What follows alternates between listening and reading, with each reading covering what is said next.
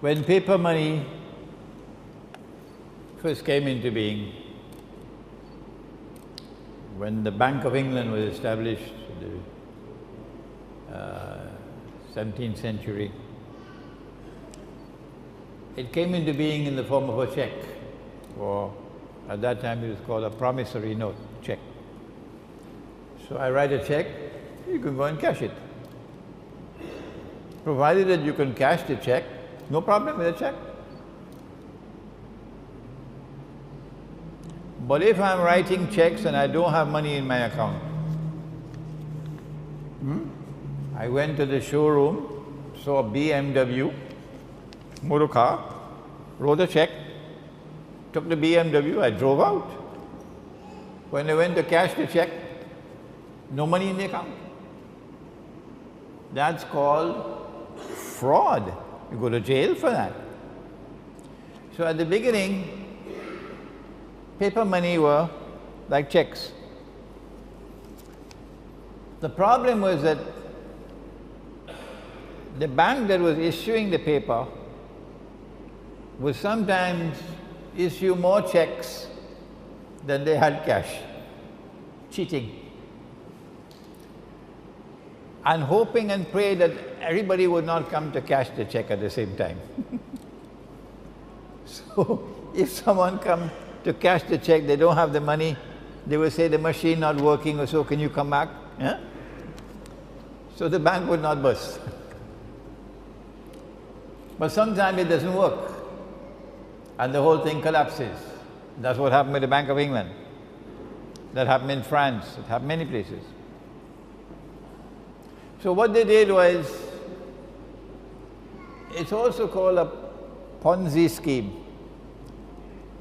The Zionist Jews and the Zionist Christians, when they won the First and Second World Wars, they decided they wanted to create a new monetary system of money that they will control. And paper money came into being as universal money. And they made a law, which even Dr. Mahathir was not aware of, that it is illegal to use gold as money. Well, Allah made it halal, but they made it haram, which is shirk. If Allah makes something halal and you make it haram, you commit shirk. And if I follow you in it, I am also in shirk. The system was called the Bretton Woods system. And they agreed that in order to have it's called a fig leaf to hide the shame, they will take one paper money, only one, and you could cash it for gold. It's called redeeming in gold.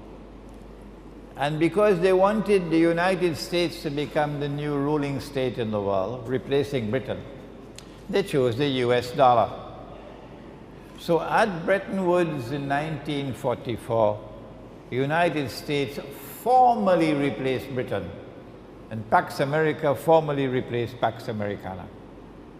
When the US dollar was chosen, that only this paper could be cashed. And the rate was 35 US dollars. When you cash it, you get 1 ounce of gold. But that was only a fig leaf. The rest of the world of paper money was only paper. The problem was that the law permitted you, if you were a central bank, not Imran Hussein, if you were a central bank, the law permitted you to take the US dollars and ask the American government to give me the gold. The law permitted it. And only one leader in the world, and he wasn't Muslim, because the leaders of the world of Islam, they're very fond of Teh Tarik and Roti Canai. Yeah, that's their pastime. But one leader, His name was General Charles de Gaulle. He was not at all happy with an unjust monetary system which gave an unfair advantage to the United States over France. Charles de Gaulle was not so much concerned about the fact that you could take paper and make money. What he was concerned about was this was advantageous to the United States and disadvantageous to France. So he decided to sabotage the system. So he kept on giving the United States dollars and demanding the gold. Nobody else dared to do that. Nobody else dared to do that. Because you know, the United States has a big stick. But Charles de Gaulle kept on doing it until they removed him from power, the Zionists. He stood up in the French National Assembly and gave a powerful address condemning this monetary system. No Muslim leader ever did that. But finally, in September 1971, after Charles de Gaulle had been removed, the French government again went to the United States with US dollars and demanded the gold. But now the United States realized that the game was up. They had printed too much paper and they didn't have the gold. Normally you should send the United States to jail. But who can do that? Huh? So what Richard Nixon did was to, Sunday morning, announce to the world, we gave our word, but we don't have to keep our word. That's America. We gave our word that we would redeem US dollars for gold. But we don't have to keep our word. We're not going to do it anymore. So now, no currency, no paper in the world, none, can be cashed. You just write checks and that'll be your money. Who could write the most checks without the most money? Huh? So get a checkbook and start writing checks. The problem is, if you have an American checkbook or a French checkbook or a German checkbook or an Australian checkbook or a Singaporean checkbook, you could write checks. They call it hard currency. But if you have a Bangladeshi checkbook or a Pakistani checkbook, you can write as many checks as you want. You cannot even buy a cup of coffee in Manhattan. See? So now you have a bogus monetary system which gives to the enemies of Islam the capacity to make as much money as they want by simply writing checks and let the donkeys in the world accept the checks. You don't have to work anymore to get money. No. In a world filled with donkeys, all you have to do is write checks.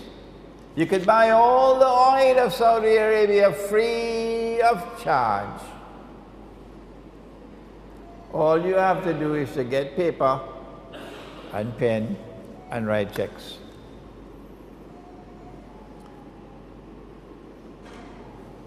But this is a risk you're taking, because it's a house of cards. It could collapse. Once you had the gold, you had some security. But now the gold is no longer there. So from 1971 to 1973, they're searching for something to keep the house of cards strong. What they did was to engineer the war of 1973. And they were on both sides of the war. They were on the Israeli side and they were on the side with Anwar Sadat. And the Soviet Union was a Zionist client state. But the Arabs didn't know that. So they caused this war to go to a draw. And then Kissinger, they knew that if the war took place, they knew that King Faisal, rahimahullah, was going to impose an oil boycott on the United States. They knew it, because Faisal had said, I will do it. And they knew that if an oil boycott of the United States were to take place, the price of oil would rise. In fact, it rose by 400%, from $3 a barrel to 12. And suddenly the Arab oil producing countries were getting money flowing in. And they were happy with that, from $3 to 12. Kissinger waited until it reached 12. And then Kissinger flew to Saudi Arabia and succeeded in making the greatest deal that has ever been made in history. And because of that deal, an ocean of oil began to function as a mountain of gold. What did he do? He got Faisal to agree that Saudi Arabia would sell its oil for only US dollars. You cannot buy oil from Saudi Arabia with any money, even with gold dinars. You cannot.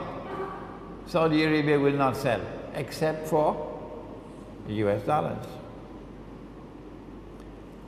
And then Saudi Arabia got the other Arab oil producing countries to fall in line. And then came OPEC. And OPEC was the organization which kept the ocean of oil functioning as a mountain of gold, OPEC. So long as you could not buy oil other with US dollar, the US dollar no longer needed gold. Now, oil had now taken the place of gold. And the US dollar was now flying even higher than it could under Bretton Woods. Because in Bretton Woods you had to keep some gold. You had to keep some gold. But the new monetary system, which is no longer the Bretton Woods monetary system, the new one is called the, somebody help me? What is the new one called? I have the whole night, you know. The petrodollar monetary system. With the petrodollar monetary system, there is no limit to the amount of US dollars you can issue. You don't even have to print the paper anymore. No. They created something called electronic money. So you do away with paper and with ink and with the security company with their vans and guards and all these things. And electronic or digital money replaces it.